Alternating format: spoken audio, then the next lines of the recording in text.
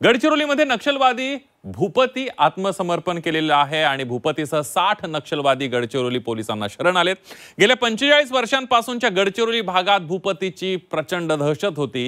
ही दहशत आता संपुष्टात आली आहे। भूपतीच्या आत्मसमर्पणामुळे गडचिरोली भयमुक्त होण्याच्या अंतिम टप्प्यात आहे।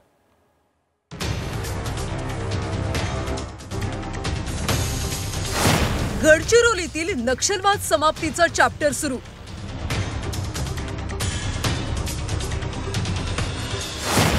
माओवादी म्होरक्या भूपती पोलिसांना शरण।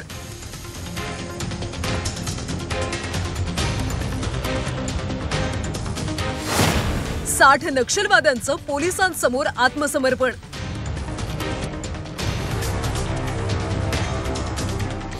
महाराष्ट्राच्या गडचिरोली जिल्ह्यातल्या नक्षलवाद विरोधी कारवाईनं मोठा टप्पा गाठलाय। नक्षलवादाचा म्होरक्या मल्लोजुला वेणुगोपाल याने 60 नक्षलवाद्यांसोबत आत्मसमर्पण केलंय। मल्लोजुला वेणुगोपाल हा भूपती किंवा सोनू या नावाने सुद्धा ओळखला जायचा। जहाल नक्षलवाद्यांच्या शरणागतीमुळे दंडकारण्यात गेल्या 4 दशकांपासून असलेल्या दहशतीचा अंत झालाय। मुख्यमंत्री देवेंद्र फडणवीसांच्या उपस्थितीत या जहाल नक्षलवाद्यांनी आत्मसमर्पण केलंय। गेल्या 45 वर्षांपासूनचा गडचिरोलीला नक्षलवाद मुक्त करण्याचा लढा आता अखेरच्या टप्प्यात पोहोचलाय।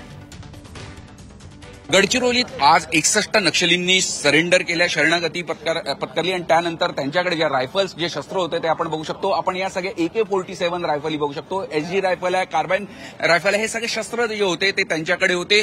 61 नक्षलींमध्ये सगळ्यात महत्वाचं म्हणजे भूपती जो एक म्होरक्या समजण्यात येत होता नक्षली मुवमेंटचा, चळवळीचा गडचिरोलीमधला, त्यांनी सुद्धा सरेंडर केलंय आणि त्याच्यासोबत ज्या नक्षलींनी केल्या त्यांच्याकडे हे सगळं शस्त्र होते। आपण बघू शकतो त्यांचं काडतूस आणि इतर साहित्य सुद्धा आहे। एकूणच मोठा असा धक्का नक्षली चळवळीला भेटलेला आहे। एक अखेरचा चॅप्टर सुरू झाल्याचं म्हणता येऊ शकेल आपल्याला, कारण की 61 नक्षलवाद्यांनी गडचिरोलीत सरेंडर केल्यानंतर उत्तर गडचिरोली पाठोपाठ दक्षिण गडचिरोलीत सुद्धा आता जवळपास नक्षली मुवमेंट अखेरच्या टप्प्यात पोहोचलेली आहे।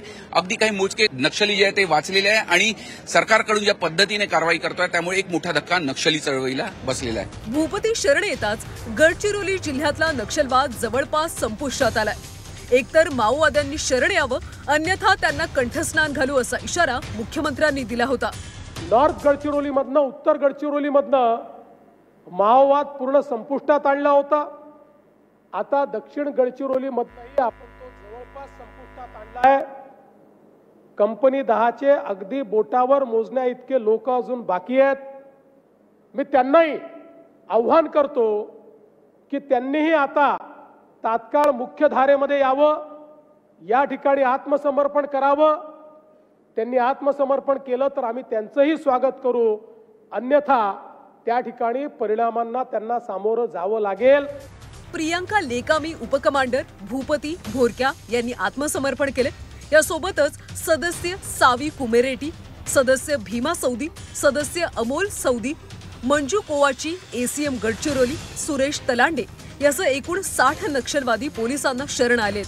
मुख्यमंत्र्यांच्या उपस्थितीमध्ये भूपतीनं शस्त्र खाली ठेवली आहेत। मल्लोजुला वेणुगोपाल राव उर्फ सोनू उर्फ भूपती गेल्या 40 वर्षांपासून तो नक्षल चळवळीत सक्रिय होता।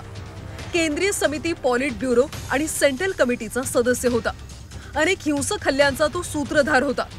भूपती हा नक्षली कट आखायचा। नक्षली चळवळीतलं थिंक टँक अशी त्याची ओळख होती।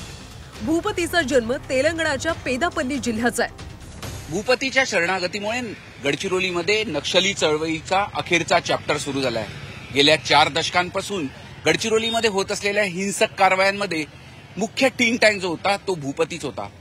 मात्र आता त्याने शस्त्र खाली ठेवली, त्यामुळे नक्षली चळवळीला मोठा असा धक्का बसला आहे। नक्षलवाद लवकरच संपेल असा विश्वास मुख्यमंत्री देवेंद्र फडणवीसांनी व्यक्त केला। मात्र नक्षलवाद संपेल असं वाटत नाही। मात्र मुख्यमंत्री प्रयत्न करत असतील तर त्यांना शुभेच्छा असं माजी मुख्यमंत्री सुशीलकुमार शिंदेंनी म्हटलंय। मुख्यमंत्र्याची ती भावना असेल, परंतु मला असं वाटत नाही की एवढ्या वर्षाचा हा प्रश्न आहे आणि खूप लोकांनी त्याच्याविषयी प्रयत्न केलेले आहेत ऑल इंडिया लेवलवर। आपण इथं एवढ्यात हे संपेल असं मला वाटत नाही, पण मी त्यांना शुभेच्छा देतो ते त्यांची जर भावना असेल आणि संपत असेल तर। पण अजूनही आपल्याला ते माओवादी का फाईट करतात त्याच्या खोलामध्ये गेलं पाहिजे आणि गरिबांचे प्रश्न सोडवण्यास हे सगळे जर गरिबांचे प्रश्न सोडवले तर माओवाद संपेल. आता गडचिरोली जिल्हा हा नक्षलमुक्तीच्या दिशेनं वाटचाल करत आहे.